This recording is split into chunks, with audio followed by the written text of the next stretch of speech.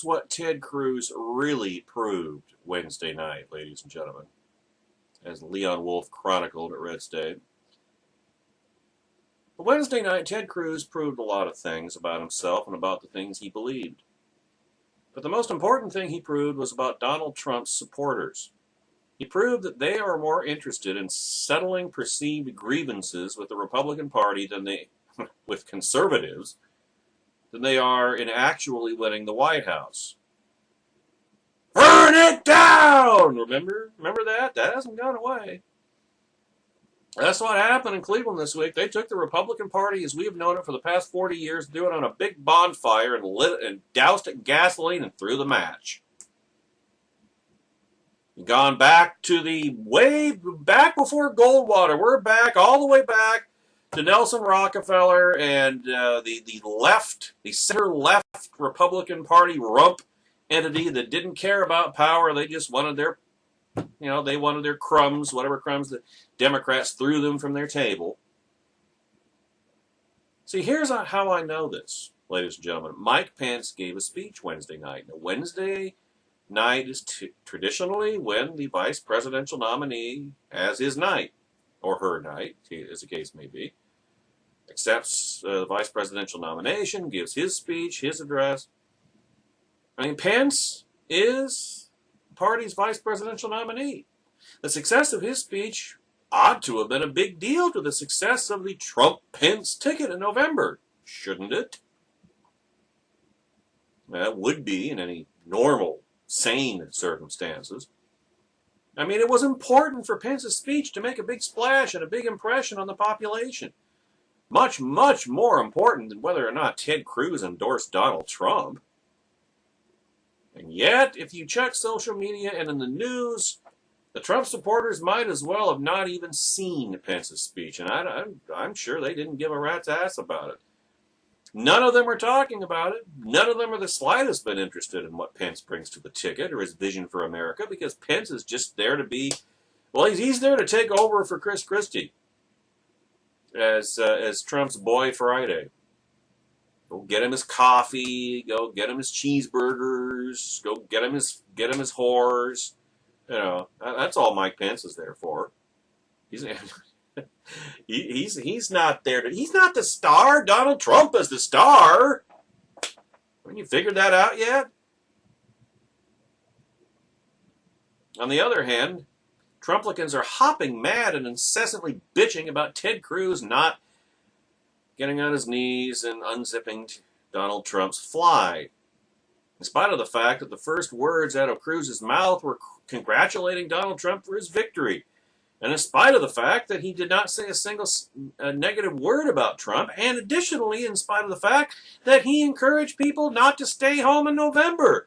Wouldn't you think Republicans would cheer that?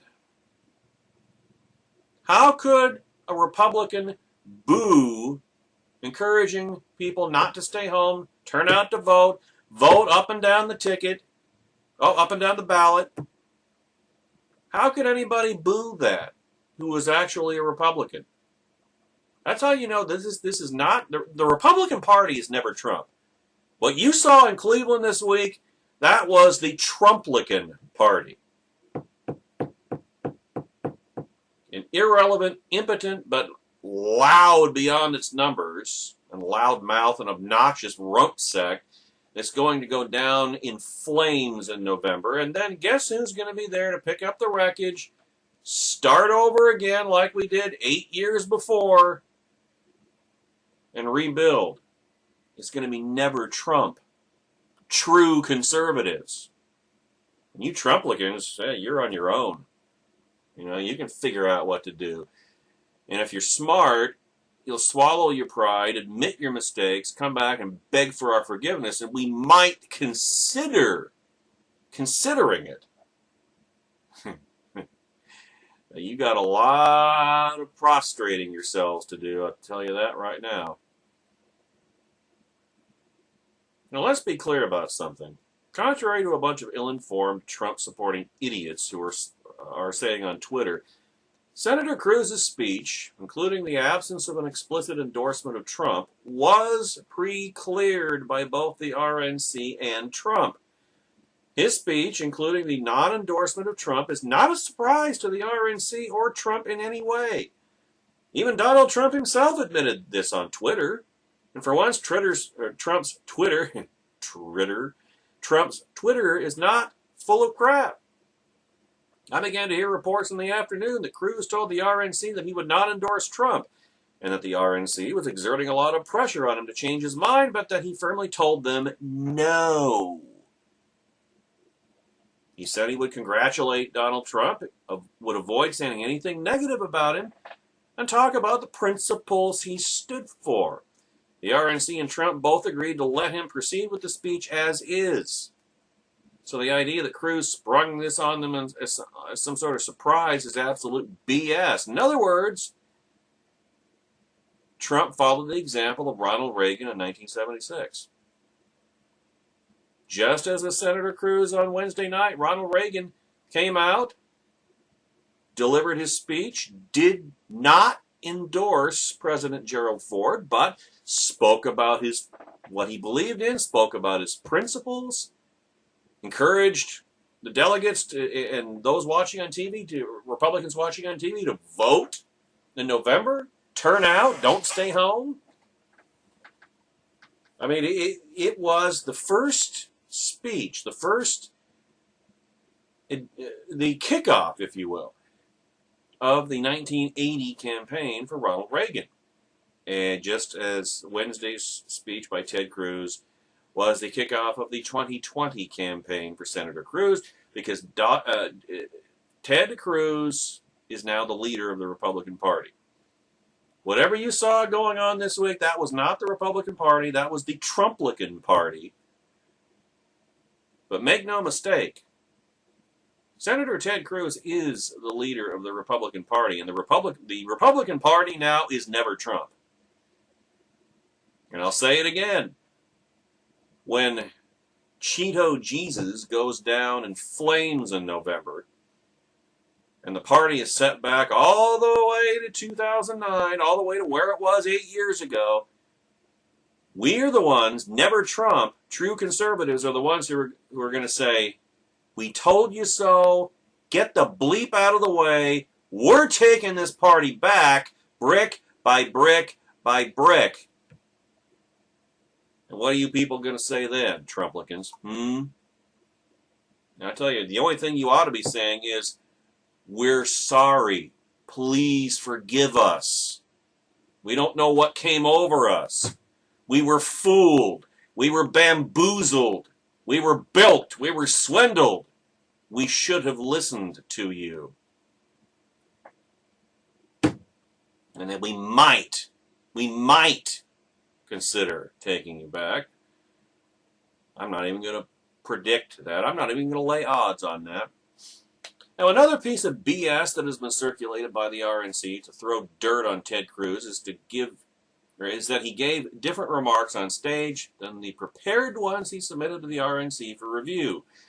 Unfortunately, the RNC screwed themselves on this score by sending to media organizations prepared copies of Ted Cruz's remarks, which show that Cruz said exactly what his prepared remarks indicated. Oops. In fact, in response to the news that Cruz was going to make a speech that did not explicitly endorse him, Trump intentionally chose to escalate the situation by leaking the news to friendly delegations and instructing them to boo Cruz to make this a bigger deal than it otherwise would have been. In other words, Trump tried to set Cruz up, and it backfired. If Trump had been smart, he would not have let Cruz speak at his convention. But of course, just like with all malevolent narcissists, it never enters their mind that they could be miscalculating. It never enters their mind that they could be screwing up. It never enters their mind that they could be making a mistake. And that's exactly what Donald Trump did by letting Ted Cruz speak this week on Wednesday in Cleveland. Because Ted Cruz, you could make the case Ted Cruz effectively in the longer term Beyond November, Ted Cruz took back the Republican Party with that speech. He is the leader of the Republican Party now, and never Trump is that party. You know, if Trump's delegates had not booed and caused a ruckus, but instead had remained silent or applauded at Cruz's exhortation to vote for down-ticket races, everyone today will be talking about Pence and his speech. And the discussion would be about positive things associated with Trump and Pence and how they're going to move forward after the convention to at least possible victory. But that is not what Trump's supporters are interested in. They are interested in having a constant object of hatred and scorn, and it's preferred if the target is a Republican. I mean, it's just redundant proof that Donald Trump is a Democrat plant, that the Democrats have taken over whatever that was in Cleveland this week anyway. This is the driving force behind their support for Trump. Principles be damned. Trump knows it too, which is why he was perfectly happy to let Ted Cruz go on stage, as long as the signal was clearly sent to his supporters that Ted Cruz is supposed to be the new object of hate. But again, it backfired on the Donald. Trump's supporters really and truly do not understand how well he constantly plays them. He treats them exactly like he treats his reality TV audience, and he knows that the successful ingredient to any reality TV show is the character who everyone loves to hate. I never watched The Apprentice. Apparently Leon Wolf watched the first season. And for that season, it was Omarosa. I assume subsequent seasons of The Apprentice had it, but pretty much every reality TV show includes this character on purpose. For Survivor, it was Richard Hatch. The Bachelor had Courtney, and so on and so on. Reality TV understands that nothing keeps viewers coming back like someone they want to see get kicked off, preferably in some humiliating fashion. Trump has played that note to perfection throughout the GOP primary, leading his slobbering mass of followers from one object of hatred to another. You can tell they're buying into it from the way they talk about Trump's opponents and the way they take glee at Trump's utter destruction of them. The idea of Trump winning is really beside the point for them. They want to see the people they hate lose. There's a reason Trump continues to do this to Republicans, even throughout his own convention. It's because he cannot put Hillary Clinton in that position with the general voting public, which still hates him more than it hates her. So instead, he continues to litigate the GOP primary endlessly, pulling his supporters along and pointing them at objects of conservative hatred and destruction all along the way. Because his job was not to win the election, his job was to destroy the GOP, sabotage the Republican Party, and ensure the election of Hillary Rodham Clinton. And that's the only way that Hillary Rodham Clinton and her upside-down legs and her big fat ass was ever going to get to the White House in her own right, in her own accord. I don't know. I've heard a lot of well-intentioned Republicans like Paul Ryan and Scott Walker make impassioned pleas this week to get on board the Trump train for the sake of winning against Hillary, as though Trump weren't as bad as Hillary. What I can't understand is why these people can't see that winning against Hillary isn't the point of what either Trump or his followers are doing. They're just working out perceived grievances with the GOP. And when they get bored with Ted Cruz, they might as well fixate on you next if that's what Trump tells them to do. But it won't. It'll be Cruz, and we've just seen why. The time for focusing on beating Hillary Clinton is past. Donald Trump ain't going to do it, even if he were interested. That ship sailed when the party didn't feel like defeating Trump was an important enough reason to unite behind Ted Cruz or someone else. I would have taken any of the other candidates personally. Trump himself isn't going to focus on it, and neither will his supporters. So why are you begging conservatives to join in the destruction of their own party? Because you guys have already destroyed it.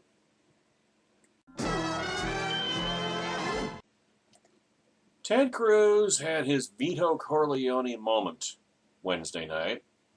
He was given an offer he couldn't refuse, and he stood on his principles and refused it.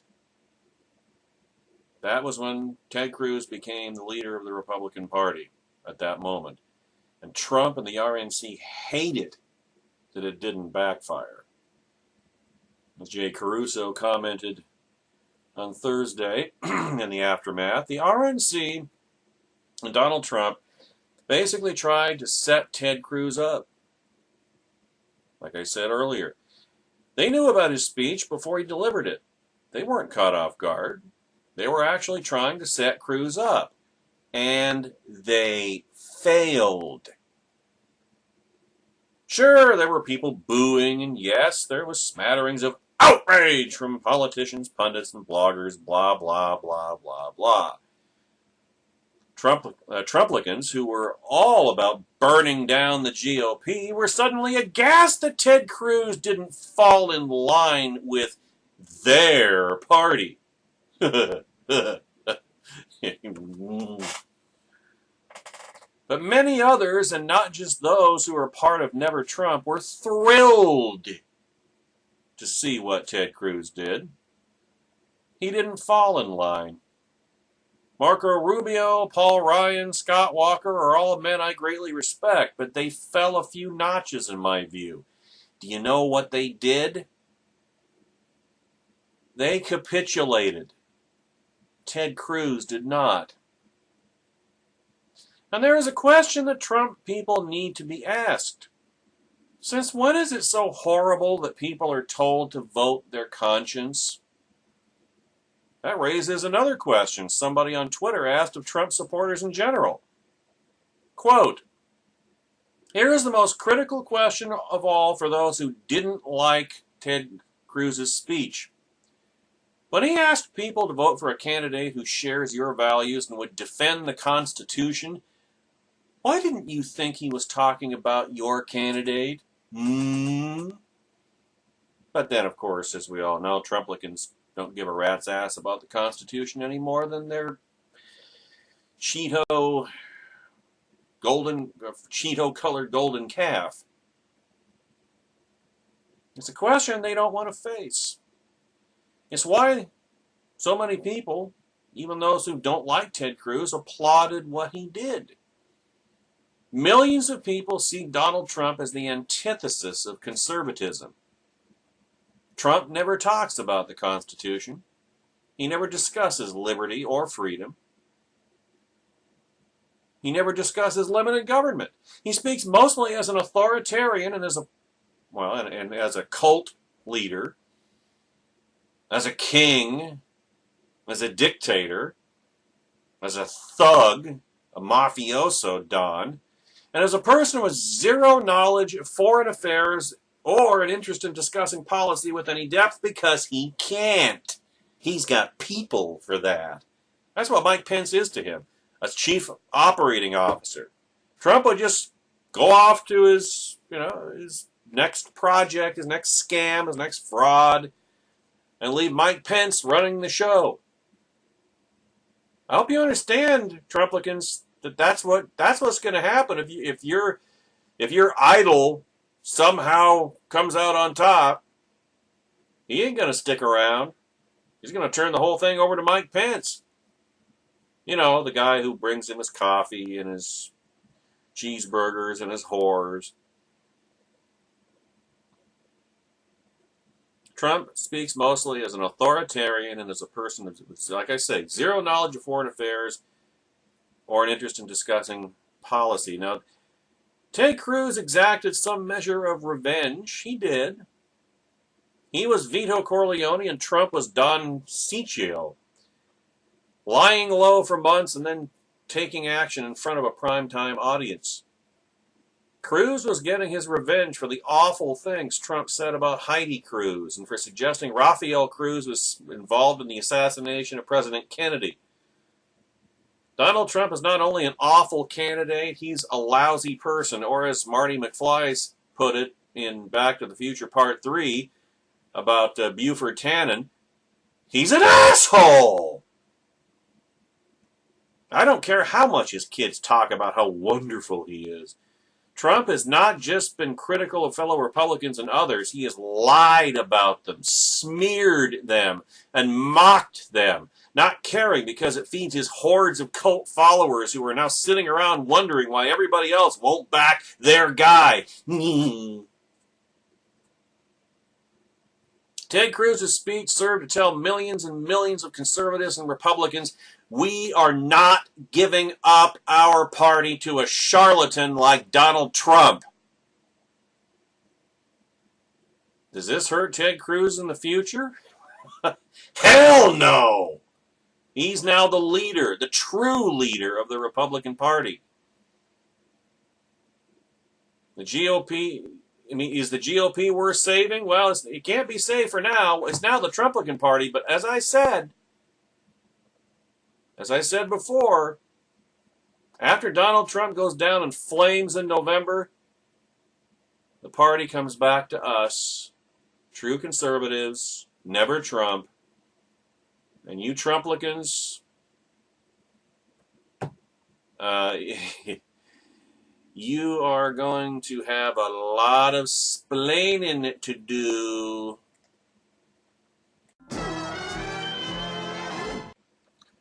Now, anybody who has listened to my podcasts and read my blog writings over the past few years knows that I have never been the biggest fan of Ted Cruz. Not because of ideology. Ideologically, Ted Cruz and I are like this. My problem with Ted Cruz was always one of strategy, because he always was tearing down his own party. The Washington cartel, the GOP establishment.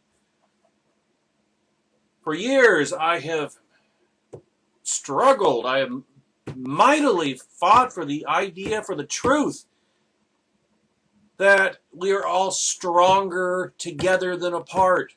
That we must all hang together. We shall surely all hang separately, in Benjamin Franklin's memorable phrase.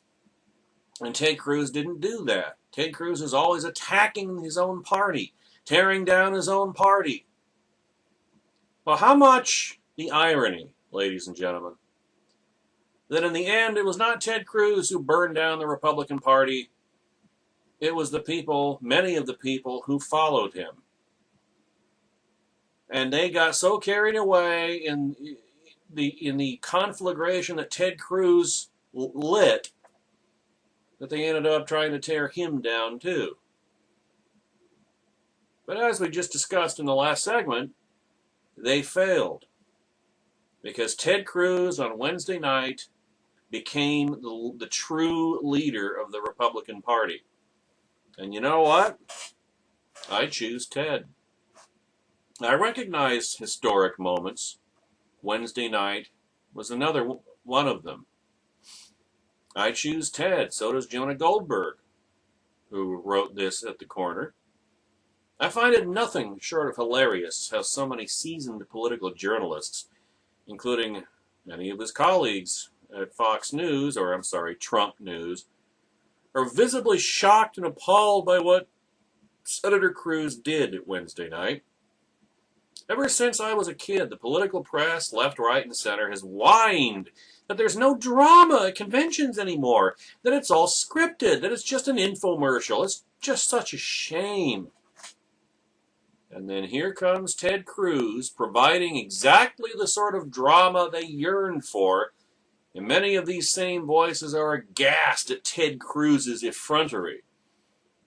The word has gone out across the land. This is an outrage! Not since Caligula appointed his horse to the Roman Senate as a political figure showed such contempt for decorum and the solemnity of politics. Solemnity at the Trumpvention?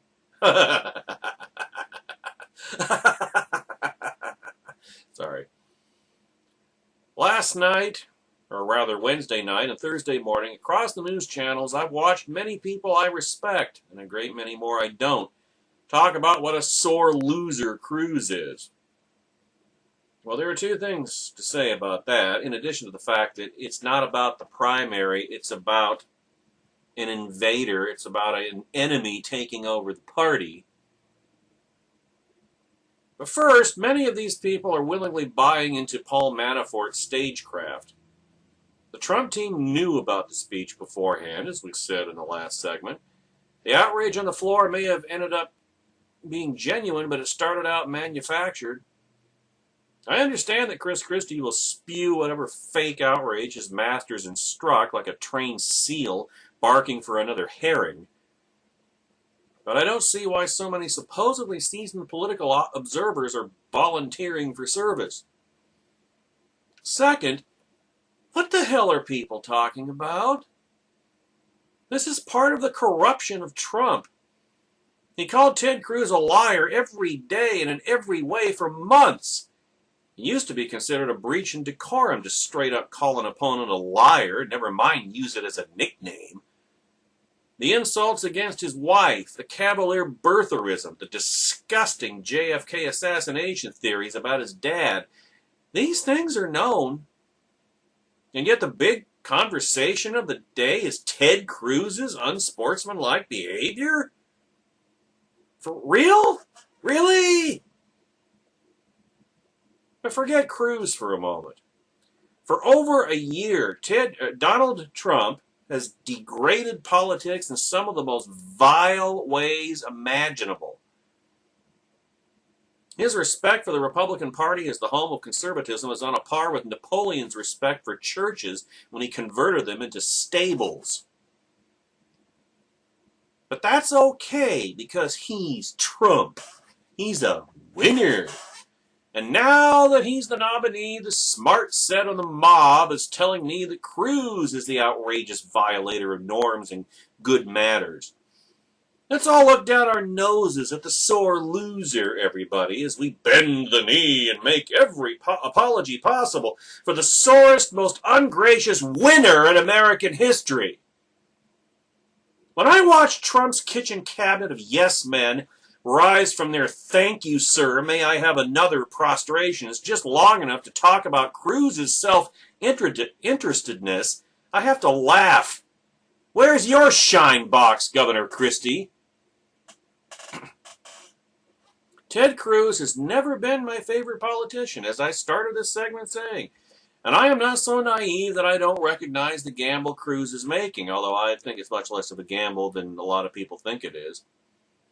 But if the choice is between forgiving Ted Cruz's obvious political calculation to become the standard bearer of an authentic conservatism, or Donald Trump's lizard brain narcissism, where no principle or cause outranks his own glandular desire to be worshipped like a conqueror atop the carcass of conservatism, I choose Ted. If the choice is between, say, congratulating the Boy Scoutish obedience of Mike Pence as he sells off bits and pieces of his soul like jewels from a family heirloom just to survive another day, or Ted Cruz, who took the tougher road and refused to join the mewling mobs of toadies, apologists, human weather vanes, difference splitters, and vacillators, I choose Ted. If the choice is between suspending the rules of decorum, decency, and civility for Donald Trump as he casually badmouths his own country to the New York Times, just as he secures the presidential nomination of the Republican Party, or accepting that we are in dark and uncharted waters, and conscience might, in fact must, light the way, I got just 3 words for you. I choose Ted.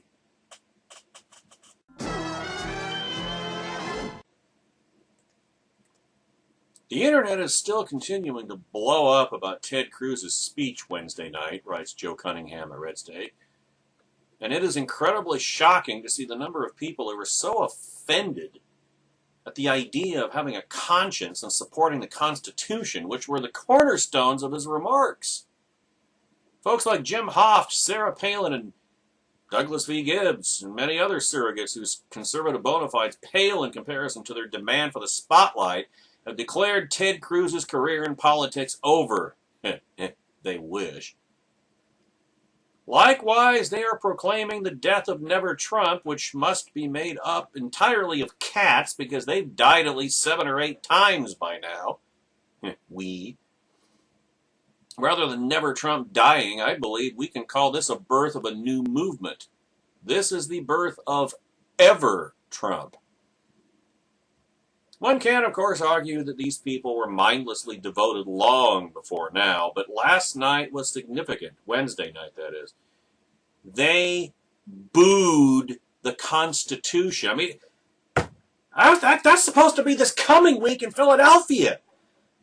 What the hell is it happening in Cleveland, for crying out loud? They booed the Constitution, dog! They booed God. They booed their own consciences.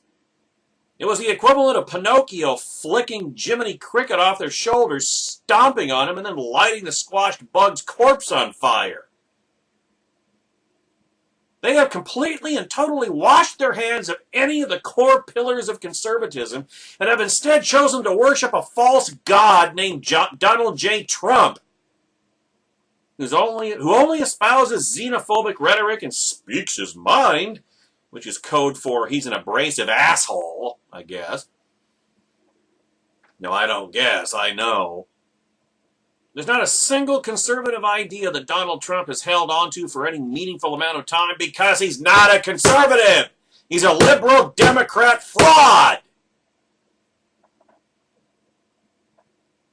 And yet, here are these people who claim that those who were happy with Cruz's speech are the traitors to conservatism. My God, what effrontery. What idiocy. They don't support the party's candidate. It's somewhat ironic given that the party establishment has done more to force this candidate on us than they did Romney and McCain combined. Even the squashing of Ron Paul supporters was nothing like what they did to certain state delegations' votes. To argue that a party that has so long rejected conservative politicians is now on the side of conservative voters is insane. No rational person would ever think this was the case. But what does Trump mania have to do with rationality? Ever Trump is not a rational movement, ladies and gentlemen.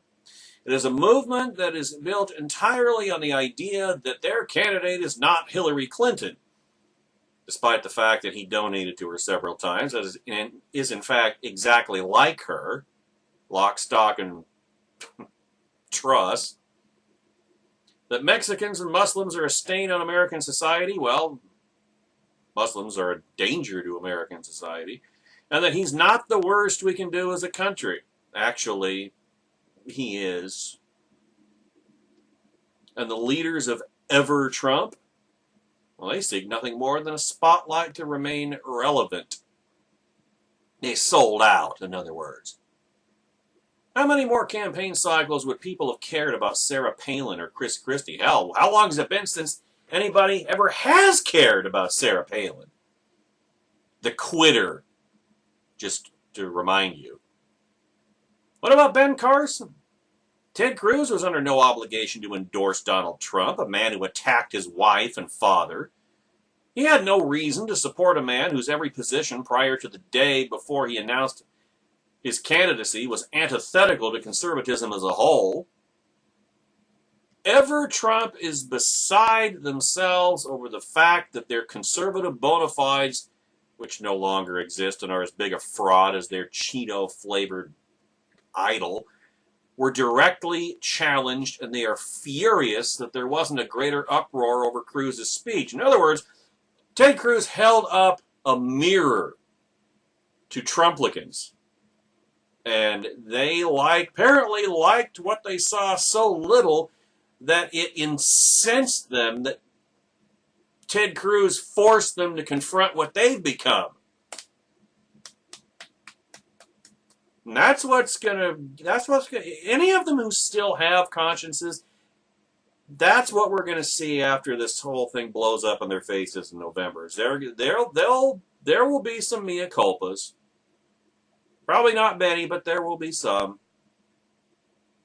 You know, the bender will wear off. They'll wake up from whatever alternate reality they've been living in for in past ensuing months or year and a half.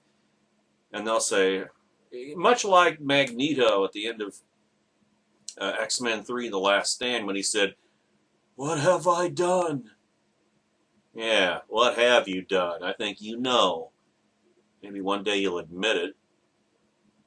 They know Cruz and actual conservatism will live on after Trump's star falls, and their spotlight will go away, or worse, it will illuminate just how fraudulent they really are.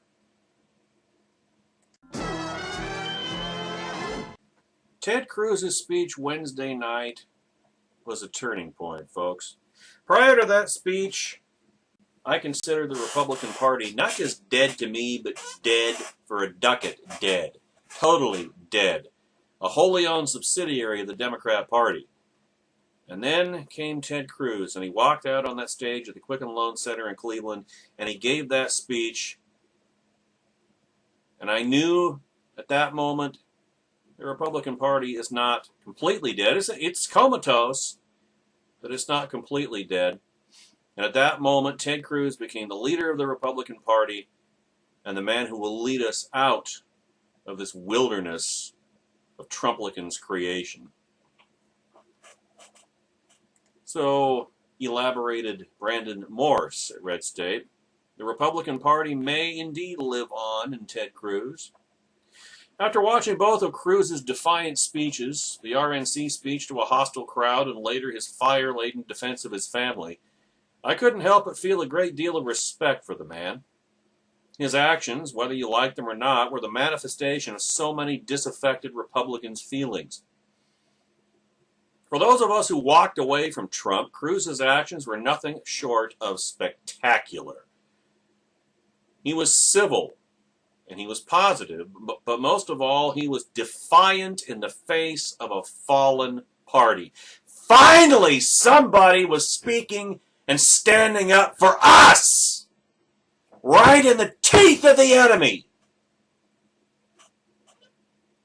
Cruz's actions touched the core of those who have walked away, whether they like him or not. But for many who walked away from a party they no longer recognize, Cruz's speech, because it's already left us, Cruz's speech was something of a call from within the hijacked Republican Party.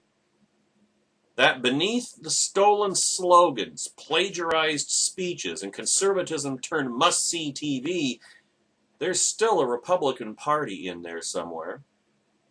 Kind of like an insurgency. Now we are the invaders. We are the ones working on the inside to take back what's ours.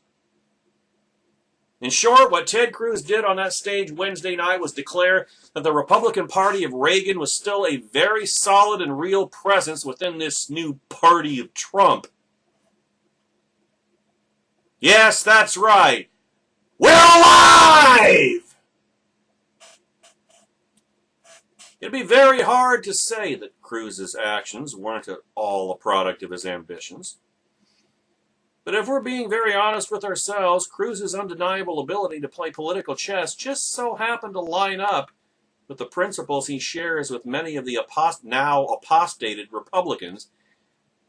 Well, actually, the Republican apostates are running the party now, but you know what he's trying to say. And if anyone was going to sit at the head of this conservative table, it was going to be Trump's rival. Somebody had to, and Cruz was best positioned as the head of the rebellion. In other words, Cruz's RNC speech made himself a rallying point for the alienated right-wing conservatives, true conservatives. Which is why I can't fault Cruz for blatantly positioning himself as the figurehead of the Republican mutiny. In terms of principles, politics, and posturing, Cruz almost didn't have a choice. Even if he did, many still would find themselves wanting to be part of the inevitable insurrection against the political pirates. Or as Jonah Goldberg beautifully put it in his recent article about Cruz, shared with you in a previous segment, if the choice is between forgiving Ted Cruz's obvious political calculation to become the standard bearer of an authentic conservatism, or Donald Trump's lizard brain narcissism, where no principle or cause outranks his own glandular desire to be worshipped like a conqueror atop the carcass of conservatism, I choose Ted. Trump certainly doesn't want to unify the party for a better chance, because as we also discussed in a previous segment, that's not what he's in this race for. It's never been what he's been in this race for. His role in this race was to sabotage the Republican Party, divide it, burn it down on behalf of Hillary Rodham Clinton, and he's done a brilliant job of it. Trump allowed Cruz to position himself with the speech, knowing full well that what he was going to say and create the official divide. But it's Trump that divided the party. Cruz fired the first shot in taking the party back. Because what's going to happen in the first Tuesday in November is we are going to be vindicated in spades. We are going to be vindicated fully and completely. Trumplicans will be discredited. Trumplicans will be humiliated. They will have no place to go. And it will be our party once again. For Trump, Cruz's speech was a refresher on the us versus them that inspired the unquestioning defiance against those who wouldn't follow him. Something to further solidify the loyalty of those who had already joined and perhaps inspire others to turn away from the division he's pretending he's not creating. But for Cruz, this was a line in the sand against what Trump stands for. In other words, himself and Hillary Clinton.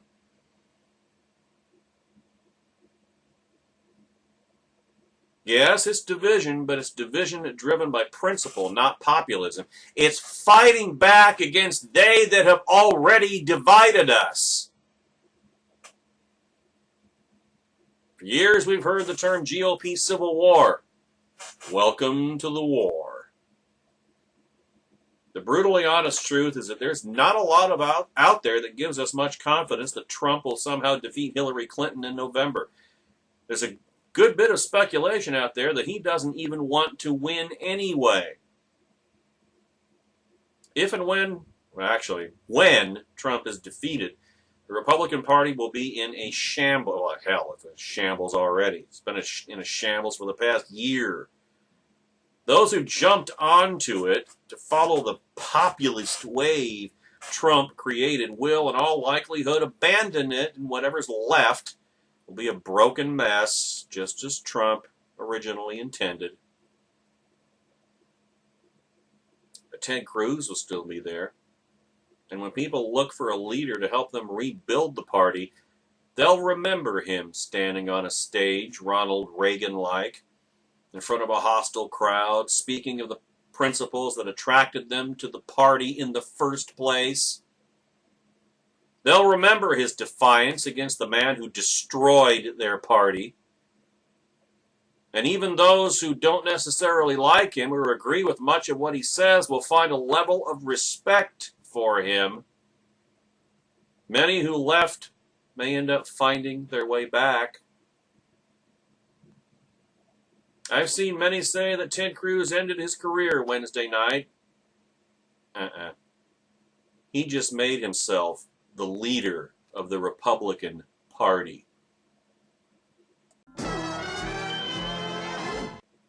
Ted Cruz is rising, folks.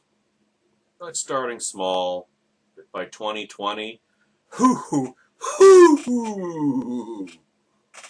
it will be awesome, ladies and gentlemen.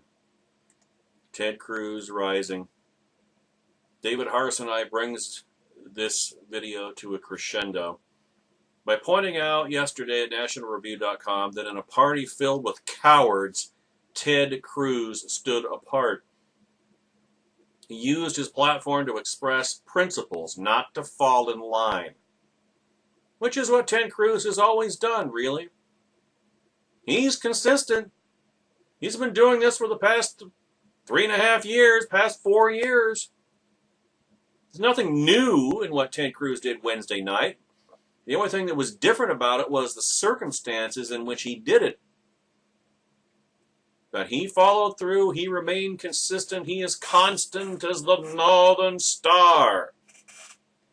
And sometimes you have to go through some adversity in order to ultimately get to where you want to go. Ted Cruz ran in this cycle as one of 16 candidates. 16 Republicans and Donald Trump. And, you know, he was one of the crowd. And he was a freshman senator, and he'd made a nuisance of himself in the Senate. 3 years of constantly tearing down his own party and the Washington cartel and this and that and the other. But ultimately, he was the last man standing against Donald Trump, and he, in every way but in delegate totals, because by that time it was too late, Trump momentum was unstoppable at that point. But he fought the good fight, but all of it brought him to that stage at the Quicken Loan Center in Cleveland on Wednesday, July the 20th, 2016. That was the moment.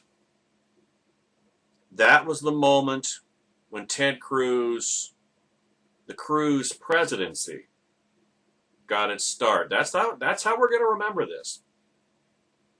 I mean, people said and have said for years that Barack Obama's presidency began with his speech at the 2004 Democrat National Convention, the Boston Bacchanalia. That's when he had his moment. That's when he made his impact on the national stage. And 4 years later, he became president of the United States. Same thing is going to be said about Ted Cruz. That speech on Wednesday night was the moment. That was the beginning of the rise of Ted Cruz. And sometimes you got to go through adversity. Sometimes it's not always a straight line. Sometimes, you got to overcome obstacles. But when you do, it just makes victory all the sweeter, ladies and gentlemen. Now, say what you will about Ted Cruz's politics or personality, but it takes a special kind of chutzpah to stand up at a convention in front of millions of viewers and unfurl a comprehensive, well, it wasn't an attack, it was an omission of an endorsement. That's not an attack on the party's nominee. It's also unprecedented. On Wednesday night, Cruz gave a commanding and inclusive speech about conservative values. It was so good that the crowd forgot to boo until he was more than halfway finished. But what they were booing was everything they used to claim to stand for. Stand and speak and vote your conscience. Vote for candidates up and down the ticket whom you trust to defend our freedom, so that we will be able to say freedom matters and I was part of something beautiful.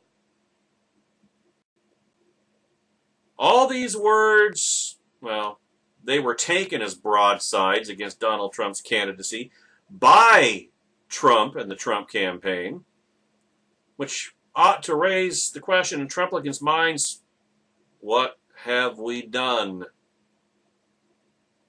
Again, we pose the question. Why?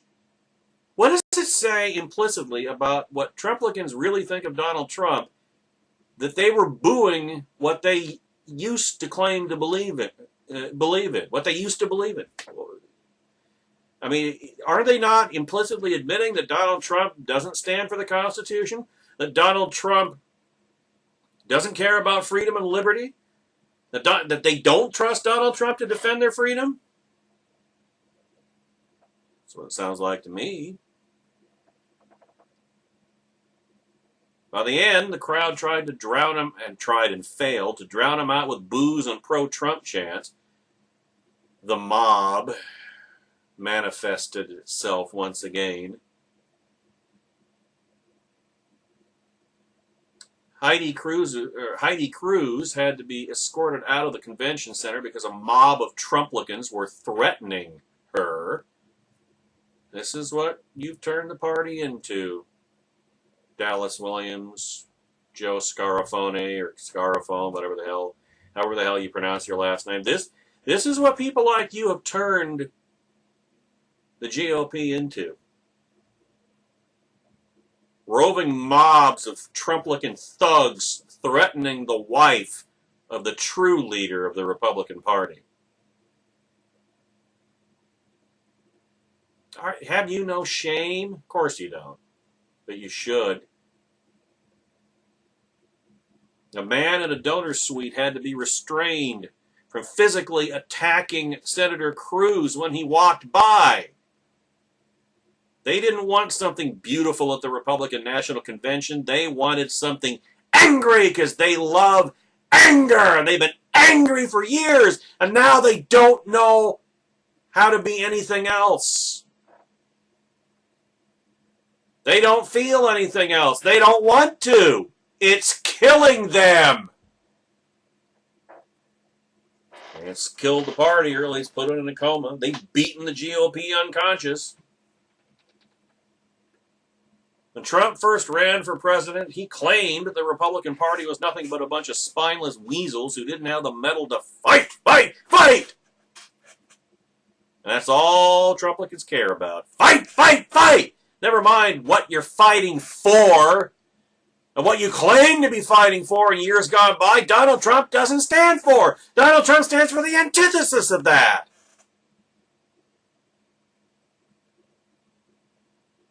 Trump then won the nomination, which tells you how much conservative principles mattered to Trumplicans. And most of the Republican establishment proved his contention true by backing a candidate whose worldview directly conflicted with their own stated beliefs. There were those, such as Paul Ryan and Mitch McConnell, who reluctantly offered unconvincing endorsements to avert a civil war. Sorry, Mr. Speaker. Sorry, Mr. Majority Leader. That civil war started a long time ago. Long time ago. You didn't avert anything. You just joined the wrong side. Let's just say this is the sort of risk aversion that falls well within the normal parameters of politically expedient behavior, or in other words, the kind we all supposedly hate. Then there were those who had no shame. Example. Then candidate Rick Perry once gave a speech entitled Defending Conservatism Against the Cancer of Trumpism. Cancer, ladies and gentlemen. Now, if you don't want to read the text of his speech, you won't be able to find it anyway on Perry's website because it's been removed. Coward. And the man who once said Trumpism is a toxic mix of demagoguery, a mean-spiritedness, and nonsense that will lead the Republican Party to perdition if pursued, as it now has been, was soon angling for the Veep spot and promised that he would help Trump in myriad ways. Marco Rubio, Bobby Jindal, Paul Ryan, and Scott Walker were the people who would supposedly synthesize conservative ideals and then offer a compelling, modern, principled political case. All of them were, at various times, harshly critical of Trump, but all of them eventually fell in line. Trump fans were never going to warm to these elitists, quote-unquote, no matter how helpful they are this year. And after Cruz's speech, all of them look weak. Cruz, who we shouldn't forget tried to be buddies with Trump for most of last year, ended up in a different place. Now, I should note that if someone smeared my wife and accused my father of being complicit in the murder of a president, I wouldn't merely refuse to endorse that person. I would have a new favorite enemy. I'm sensitive like that. So I can imagine Cruz's speech had something to do with this history. He is human, after all. It also says something about Trump's judgment that he invited a politician whom he cruelly attacked to speak at the convention in a primetime spot. This man is a pathological liar, Cruz spat out not that long ago, and truthfully. He doesn't know the difference between truth and lies. He lies practically every word that comes out of his mouth. The man is utterly amoral. Or in other words, he's a liberal Democrat.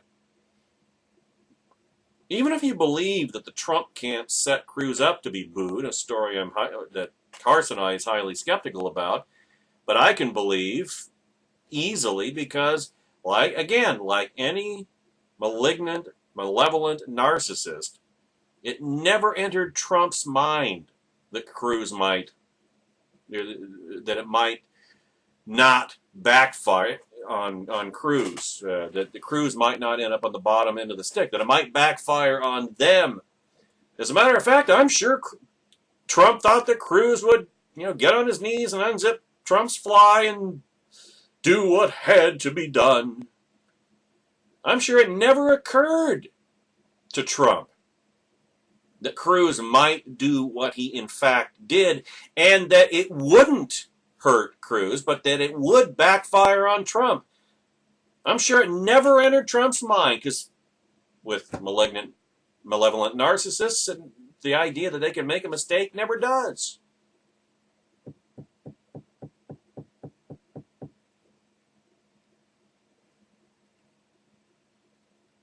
Bottom line is, Trump created a needlessly divisive situation that backfired on him big time.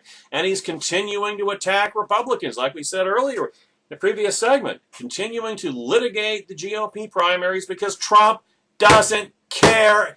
Trump doesn't want to fight Hillary Clinton. Trump doesn't oppose the Democrats. He is one. He is the agent of their takeover of the Republican Party.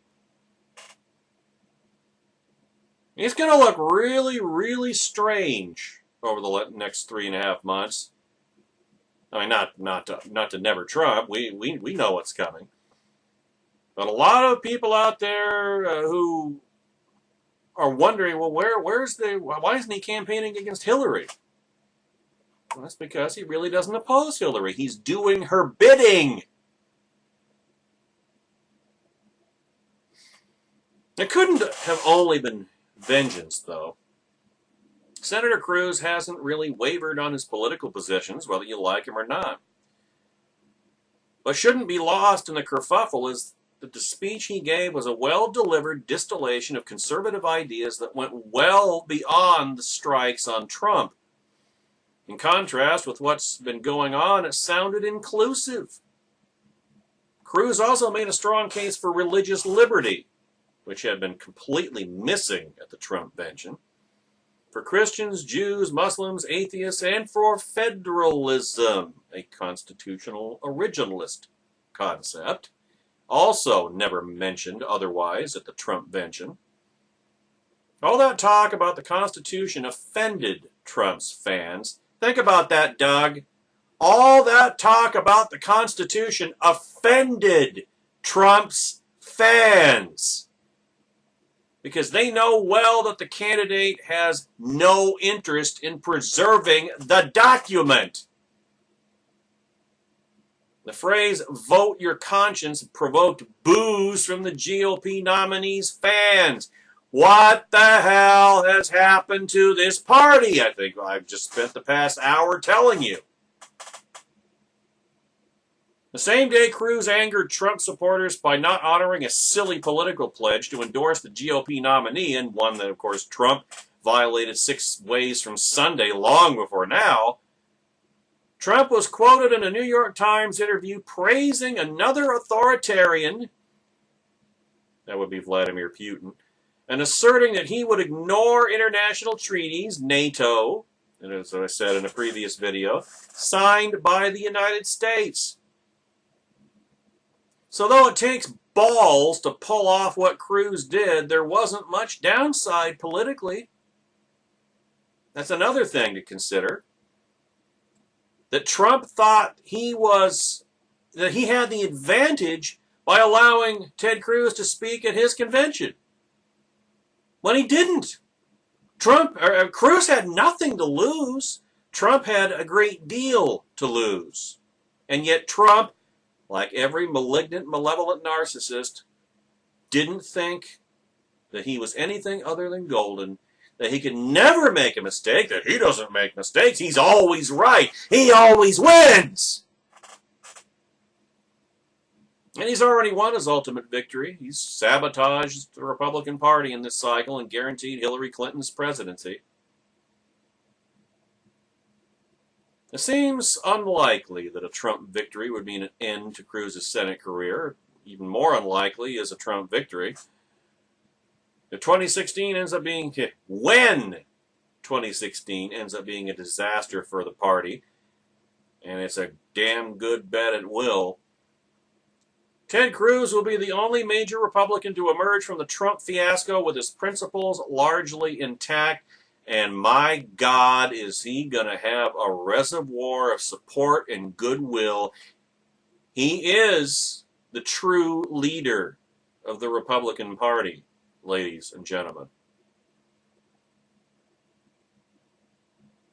And maybe, as his critics claim, he's just laying the groundwork for 2020, but why the bleep not?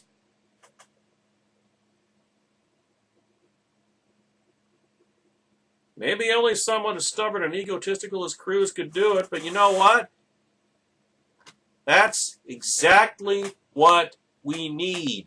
A leader. And nobody is going to be able to claim, to be able to assert, to be able to say that Ted Cruz doesn't mean everything he says and doesn't know what he's talking about. Ted Cruz is going to be the next Republican president. You heard it here first.